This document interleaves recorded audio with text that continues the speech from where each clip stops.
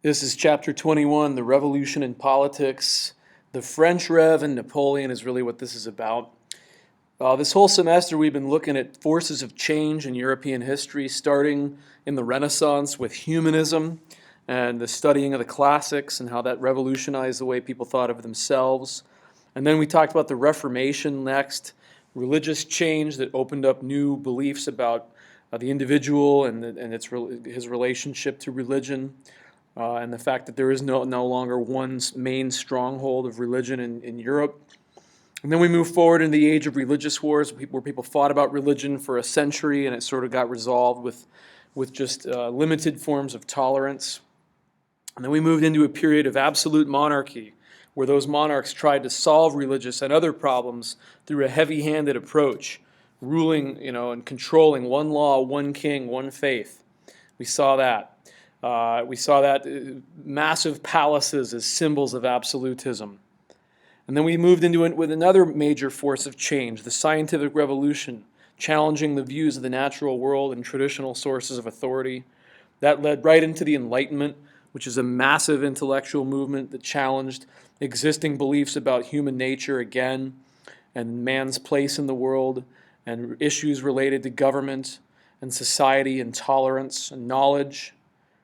That moved in then where certain monarchs adopted those views in Eastern Europe and others didn't. And remember, the main ones that didn't adopt those enlightened reforms were the French themselves. And so absolutism continues in France through the 18th century. We looked then at the way Europe expanded economically and more opportunity for people to work, larger population growth, new sources of food, the expansion of the British economy primarily, the Atlantic economy, the beginning of capitalism. These are major forces of change.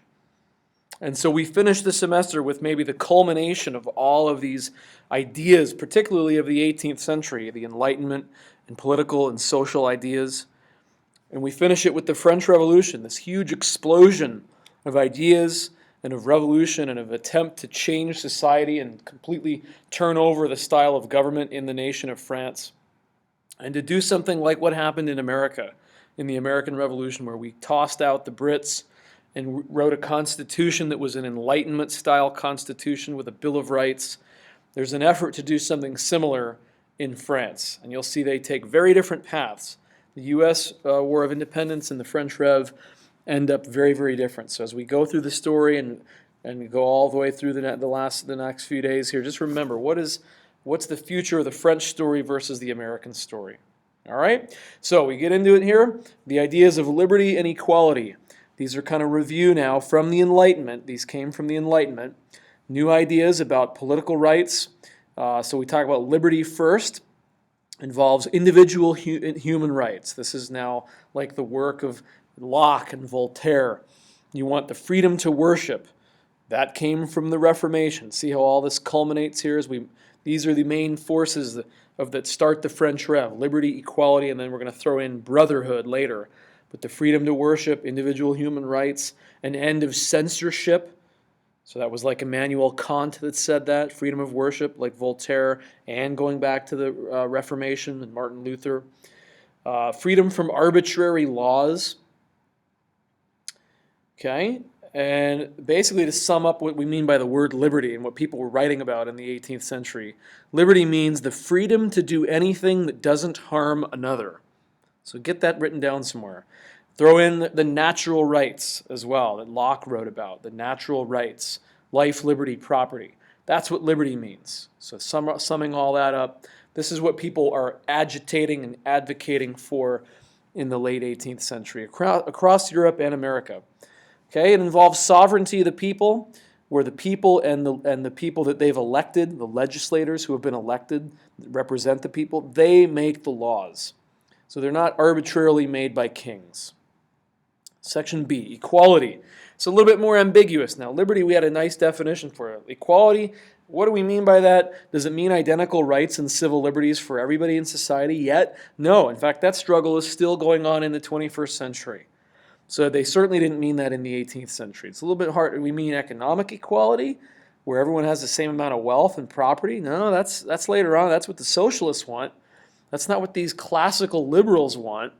By the way, that's the term you need to know, classical liberalism. This encompasses what we mean by liberty, equality, and then you're going to throw in capitalism there in a little bit too.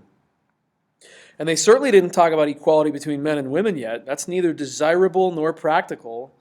No one really is wanting that yet, except for a few early feminists, but at least most of the men in Europe aren't calling for that.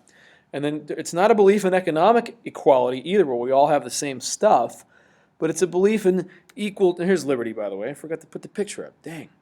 Here we go. Look, Lady Liberty, okay, the symbol of liberty. And here's equality, égalité, as the French would say. Okay, it's about equal chance, or maybe equal opportunity. So you think of like the American dream here. If that's what our country's all about, the ability that anyone can succeed. Maybe we won't all, but we have the opportunity, maybe a level playing field for everyone to pursue their dream. So that's what we want. We want legal rights through liberty so that we can pursue equality. But we're not going to guarantee equality through the government. And Thomas Jefferson said we want the ability to pursue property, he actually said the pursuit of happiness, but he meant by happiness the pursuit of property. So we need an opportunity for that. Not necessarily that we all are equal, okay? And a lot of these people that are now liberals that call for liberty they do criticize this economic inequality that they see out there based on legal distinctions, like the fact that the nobility and the clergy don't really pay taxes, and they have a special economic privileges that no other group has. People want an end to that. They want to get rid of these privileges, but they aren't calling for everyone to have the same amount of stuff just yet. That's a different group. That's the socialists. All right. So where does all this come from?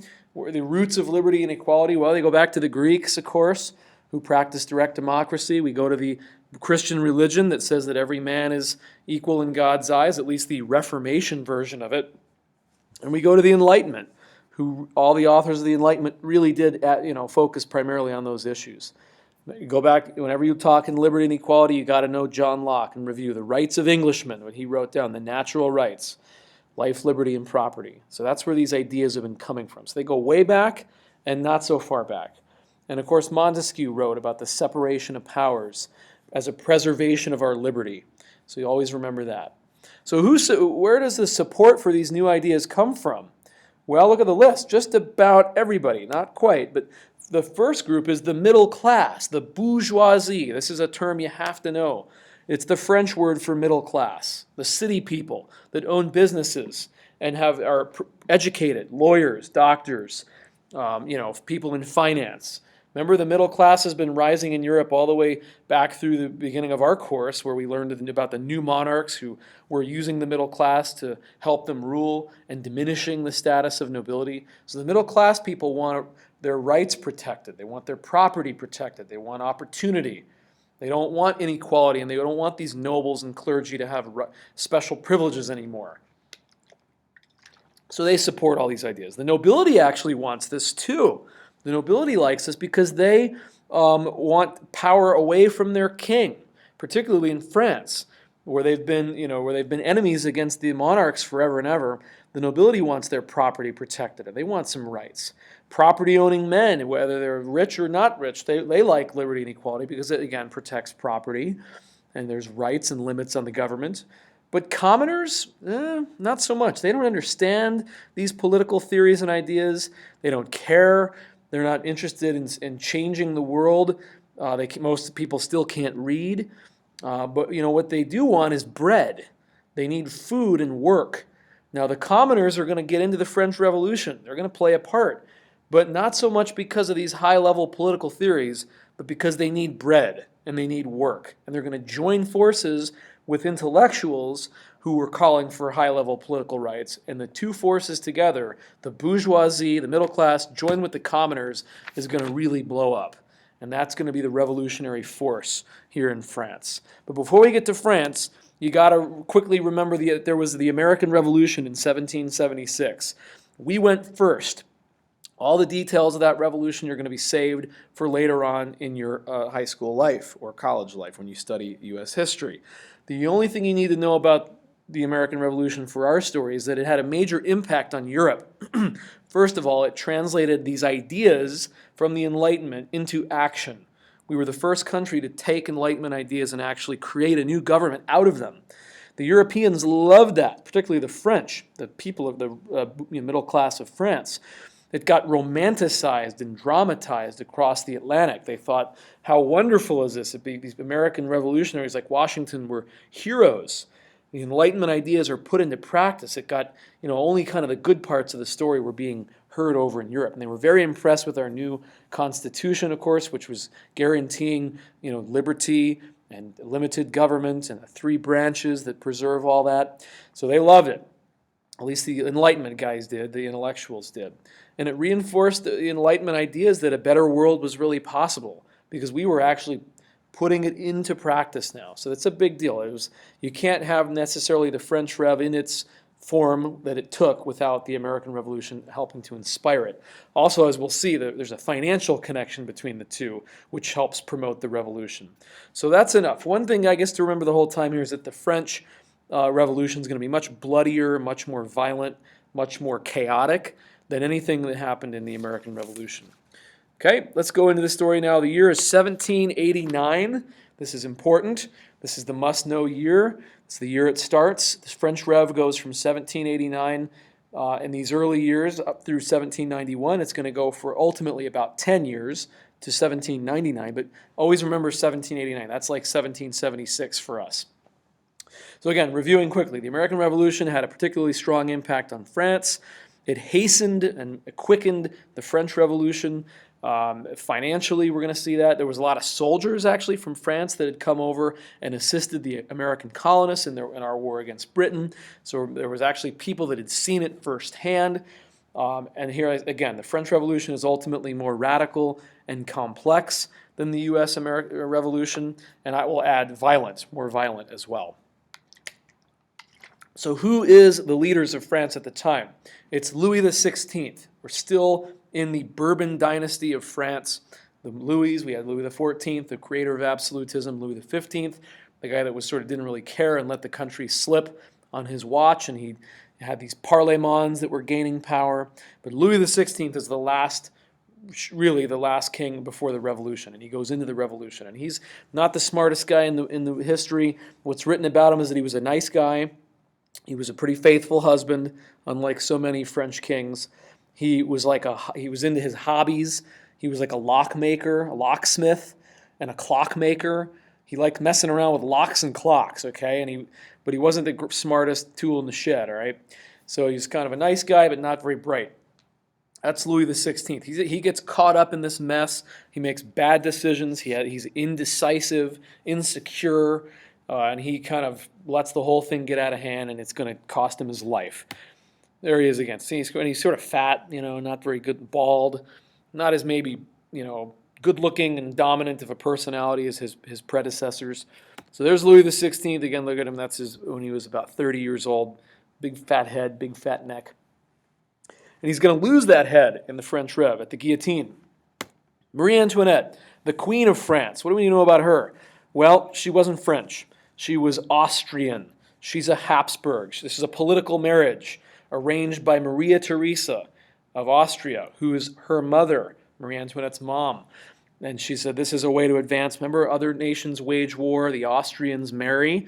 How they do alliances. Well, she's a good example of that later on in history. She gets a really bad rap with the French people. She, of course, was foreign. People never really liked her in France. She couldn't have kids for a couple of years. There was some issues in the marriage. They couldn't conceive a child, and the people blamed her, even though it really wasn't her fault. She gets this reputation in history of being super materialistic and into shoes and drama and court gossip and overspending and being disconnected from the people. They called her, by the end of her life, the nickname for her was Madame Deficit. Madame Deficit. She spent money on possessions and all this kind of stuff. The rumors about her were terrible. People in the French press always, mocked her and drew perverse cartoons of her and called her, a prostitute. And they just never took to this woman, sadly. And of course, she's not going to make it either in the story. Here she is at 13 when she married Louis XVI. They were kids, basically. There she is again at a young age, right after she was married off, playing the piano. And here she is at 20. This is her official court portrait, where she was very beautiful, allegedly very beautiful, and all that, but it never quite took to the French people. There she is at 20. Oh, she was famous for putting these things in her hair. She'd have these elaborate hairdos constructed where she put like boats and ships and naval vessels up in her hairdo, like a Marge Simpson hairdo, and had naval battle like a diorama up in her hair, one boat firing on another boat. So these ridiculous headdresses that she loved, in addition to shoes and cake and all the good trappings of being queen. Here she is at 24. She's starting to go gray. So she went gray real young in life and kind of lost her beauty and lost her looks, and this doesn't help her image either. Here she is by the time she was 36 years old. Gone completely gray, and actually most of her teeth had fallen out at that point too. So she really kind of peaked early, and then this is just right before she was killed. This is one of the last images of her. Okay? And here's 37. Wow, fall from grace. So what else is going on here? And we're going to learn more about these guys in class. I'll show you Marie Antoinette's little hamlet, her little farm that she had built for herself beyond the Palace of Versailles because she got bored with palace life, living in luxury. She goes, "Get me out of here. I need a little retreat to get away from all these courtiers and nobles that just follow me around all day." So that's the political stuff going on. Not good. Weak leaders. Now, financially, what's going on is the country's headed toward bankruptcy. This is really what provokes the revolution. Okay, there was some opposition from these Parlement groups that were saying no more taxes, no more. The king was trying to raise taxes in Louis XV, and these legal courts were saying no, we don't want to pay taxes. We're privileged nobles. We want to preserve that. So that's one thing, is that basically the nobility and the clergy don't pay taxes, never have. There was huge debt from helping the United States in our American Revolution against the British. In addition to the French having fought those 3 other wars against Britain, they came to help us. And this actually cost, while it was going on, they dedicated something like 50% of the French budget now to dealing with the debt from the American Revolution, how they came over the Atlantic and actually helped us win that war. So our revolution bankrupted France and helped start it theirs. So there's some irony there. 25% of the budget of France was spent on the military, so that's 75 right there. The extravagance of palace life and like this, the luxury of Versailles, that's 6% of the budget. So there you have over 80% of the budget now going for these 3 things, and only about 20% is left for anything else, like running the country and all of the administrative and governmental needs of the country of France. Only 20% of the budget is actually reserved for that. So they're going broke in a hurry. And the solutions, there aren't any. The king did not want to declare bankruptcy, which means they would have repudiated or just simply canceled their debt. That really wasn't a good idea. They owed money to all the nobles of France who had loaned money to the king. They owed money to the bourgeoisie, and you didn't want to alienate your own people by canceling the debt and saying we're not paying you back. So that's no good. Printing money, there is no central bank really at this time in France to do that. And so there wasn't really an ability to print money. It was coins only, gold, and they're still using gold and silver and mercantilism as their standard, so they couldn't really print money. And no one wanted their taxes raised.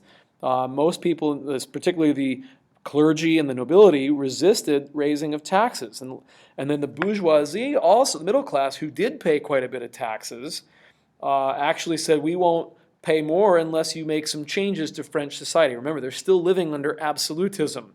And we call it really the old regime. This is the word you got to know, the old regime, ancien regime. This refers to French society before the French Revolution, and it encompasses the absolute system that we've been learning about for several months.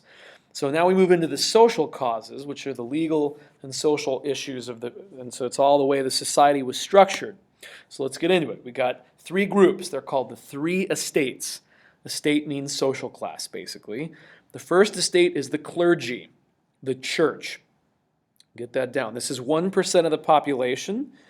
It's only about 100,000 people total in France. out of something like almost 25 to 30 million is the entire population. This is 1%, 100K, and they own 10% of the land.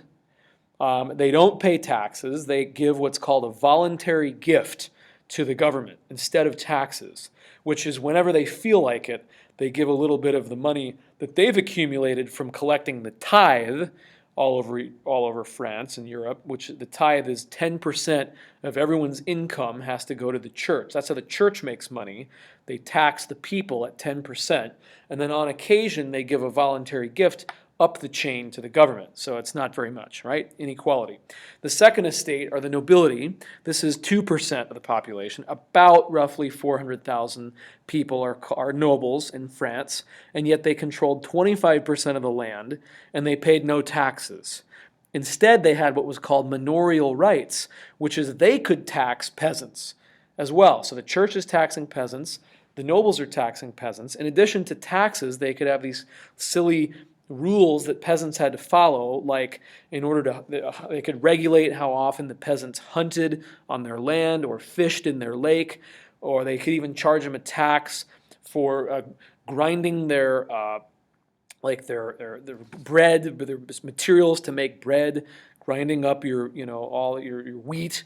You had to put it at the you got to pay the landlord to go use his mill or to use his oven to bake your bread. So all these silly little taxes, there were hundreds of them. They were called manorial rights, or another word would be feudal dues, F-E-U-D-A-L, feudal dues. These are like privileges of being a noble that you could take out on peasants. All right, so this is not fair. So then there's the third estate, everybody else, 97%.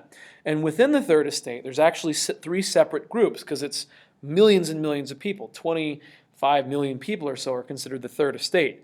There's the upper middle class. The upper third estate is called the bourgeoisie, the middle class. These are the rich people. Okay, they're the merchants, lawyers, doctors, industrialists. So it's a really diverse group of people here, this 97%. I'm going to tell you what each group wants. Moving into we're at 1785 or so in history. What are the people's demands here? So the first and second estate want to preserve their positions and their tax exemptions and all that, and they want more property and rights from the king. Now, but the bourgeoisie wants liberalism too. They want liberalism. They want political rights. These guys are already pretty rich. They don't need a whole lot more. They want political rights. The second group are the artisans and unskilled laborers in the cities. So this is in the urban areas. It's the urban workers, and in some cases they're known as the sans-culottes. It's a French word meaning without a certain type of fancy pants that they wore. The sans-culottes are the urban poor. But there's also a huge middle group there, artists and shopkeepers. And so they don't really care about political rights. They don't even understand it. What they need is bread and work. They're the ones in the cities where it's kind of poor, conditions are bad. Bread and work. Bread and work. And then there's everybody else, the peasants and the agrarian workers. These are the people out on the farms in France. They're the rural people. And they don't really need political rights. They don't understand that. They don't need bread and work. They have work. They're farmers. And they have plenty of bread because they live on farms and they grow all their own stuff. What they want is an end to these feudal dues, the manorial rights. They want that to end where they're basically slaves still to their nobles, to their landlords. So everyone has a competing set of demands moving into the late 18th century. And they're all going to get united here and kind of join forces, all right? So let's move. What are the traditional ideas about what starts the French Revolution? When historians write all this down, they say that most people have over the years have said that it was the bourgeoisie, the middle class, that started the revolution. Because they had the resources, the money, but they wanted these political rights. And this is like what the Marxist or the communist historians are going to say in the future. They're going to say everything is about class conflict. All revolutions and all of life is about class conflict. One group trying to overturn another for the sake of wealth and status. So this is for years and years, most people said, yeah, this is what the French Revolution was about. It's the middle class trying to get rid of the upper groups. Okay? And they said, and in future revolutions, they predict, these Marxists, these communist historians that are looking back in the early 1900s, they go, in future revolutions, the workers are going to overthrow the bourgeoisie. So that's like what Lenin and Stalin are trying to do in Russia in the future. we're going to have the second revolution in the future where the workers then get rid of the middle class. This is all the theory of how this is all going to work. But the reality is that the French Revolution was just one phase, and they said the French Rev is just one of many revolutions that are going to happen, culminating in a workers' paradise, which we'll call communism. So this is the typical interpretation of how people saw this when they looked back on it after it was all over. There are other interpretations that say that it was not, the bourgeoisie wasn't really a unified group, that it was the peasants that are to blame, that there's lots of argument. If you want to read about these, you can take classes on this forever and read books. There's dozens and dozens of people that are believable causes of the revolution or interpretations, but for most of history, that was the dominant one. Okay, last section, and then we'll stop. The formation of the National Assembly. So this is the proposal, the meeting that begins the whole thing. We already got what people are angry about. This is at Versailles. The Estates General is the meeting of the Parliament, which hasn't met in a long, long time. So why does it get called into session in 1789? The King of France, Louis XVI, needed taxes. They're broke. They're going bankrupt. And he proposed a general tax on all property, everyone's property, church, nobles, middle class, peasants, to have some degree of equality here. And the Assembly of Notables, which is this group composed of nobles and clergy only, who were like his first wave of effort to get this passed, said, heck no, we're not paying taxes at all. So they rejected it. So then the king, as a move to try to get this thing passed anyway and get it going, called into meeting the Estates General, the French meeting of all three social classes, kind of like a parliament that hadn't met in over 100 years. His strategy is kind of cool. Go around the nobles and the clergy, bring in representatives of the third estate, give them a shot, a vote, and they will vote yes, and maybe convince, through their numbers or whatever, convince the other groups to vote yes so that we can get these taxes raised. So he actually goes to the lowest group of people to try to get around the upper groups. Kind of cool. This is a meeting of all three groups. It's kind of like I said, it's this desperate last-ditch effort to get this tax raised and passed on all property. The delegates called to this meeting are from the upper end only of the third estate. There's no delegates called from the peasants or the workers. It's only bourgeoisie delegates for the third estate. Got it? So it's not really representative of the whole society, just the top. And to this meeting, people bring, all three groups, bring cahiers de doléances. That's, I'm butchering the French. It's a French word that means little notebooks of complaints. It's their grievances, what they're mad about. And everyone's they go collect these all over the country. They have little like town hall meetings when they hear this is about to happen, this Estates General meeting, and the people all write down what they want. And so what do they agree on among all the groups? Pretty much everyone kind of wants to see a constitutional monarchy for France. No more absolutism.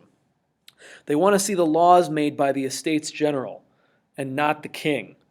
People want basic political rights and basically liberalism, classical liberalism. That's mostly what they agree on. We're going to read a bit of this in class, I think, so you'll see some of these documents. And then immediately there's this dispute on how the people are going to vote. Okay, so here's the numbers. So the first estate brought 300 delegates. They got 300 representatives to the meeting. The second estate got 300 delegates. The third estate got 600. They got double the other groups, but the fact that they represented 97% of the population, still not fair. So that's first controversy, and that was decided by the king. The second issue is how are they going to vote in these meetings? Are they going to vote by group or by individual? So by group, there's only 3 votes, and guess who's going to get outvoted every time? The third estate. It's always going to be 2-1. The other idea is to vote individually, which means you'd have 1,200 people vote to see what policies get passed. Now this is going to favor the third estate because they got more people. And maybe they could convince some liberal-minded nobles or churchmen to vote with them. So the first 2 groups don't like that. That's by individual. So the third estate's always going to get outvoted. All right, this is no good. So the dispute is in this deadlock. They're trying to decide how to vote. Okay, And here comes an important guy that's going to kind of be the spokesman of the Third Estate. He's one of the delegates. His name is Abbe Emmanuel Joseph Sieyès. The abbes, he has had a role in the church. He's like an abbot in the church, but he's a lawyer. He's like a middle-class guy, okay? And he speaks for the Third Estate, and he writes a little pamphlet called "What is the Third Estate?" And he says the Third Estate is the true French nation. These other two groups are a joke. They're just privileged. They're useless. We are everybody. So he writes this down, and it sort of fuels the fire of all of these delegates at the meeting that pumps them up and gives them some identity. There's always these people in revolution that help coalesce ideas and people around a concept. He's the guy. He's the leading figure for the Third Estate. Okay? And his little book helps make these guys more radical in their belief. They start to think, maybe we can get a lot more out of this meeting than we originally planned. So Sieyès is important. So here we go. May of 1789, the Estates General was convened. There was this 6-week deadlock about how to vote, and that went on and on and on, all the debates and arguments, and they decided eventually we're going to vote by group, by order. Of course they decided that. The privileged decide that. The Third Estate delegates go crazy. It's unfair. It's wrong. So a couple weeks into the meeting, 17th of June, 1789, the Third Estate literally walked out of the meeting, walked out of the Estates General. This is all at Versailles, by the way. And they declared themselves the true National Assembly. We are the Parliament, the Assembly of the nation of France. This was an illegal move. It was treason, basically. And they left the big meeting and they moved over to a new building that they found unlocked at Versailles, which was one of the tennis courts where the king, Louis XVI, would play tennis, of course.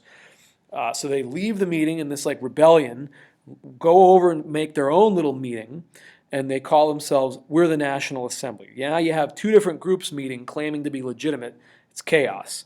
And this group takes what's known as the Oath of the Tennis Court, famous event, June 1789, that said, we will not, first of all, we are the assembly, we're the legal assembly of the nation, we represent the Third Estate, and we will not disband until we have a new constitution for the nation of France, with a constitutional monarchy. Okay, this is treason. They had no legal right to say that or do that, and they're in trouble. And these guys are sort of like signing their own death warrants by pledging the oath of the tennis court, and it's going to lead right into full-scale rebellion.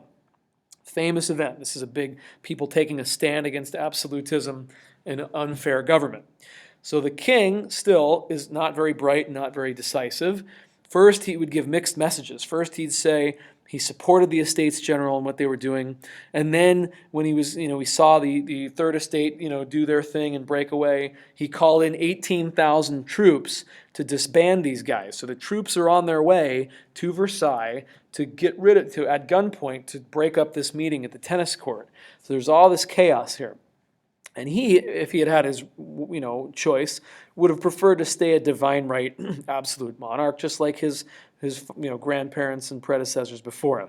So he was not interested in really becoming a constitutional monarch. All right. So far in the story, you've got all political action, no violence yet. Okay. You've got an assembly meeting, maybe going to make some changes. They break away. You got two rival groups. You got a lot of angry people. You got an unfair system that goes back centuries. You got a weak king, financial trouble, and this thing's about to blow up into violence. And we'll get that in part 2.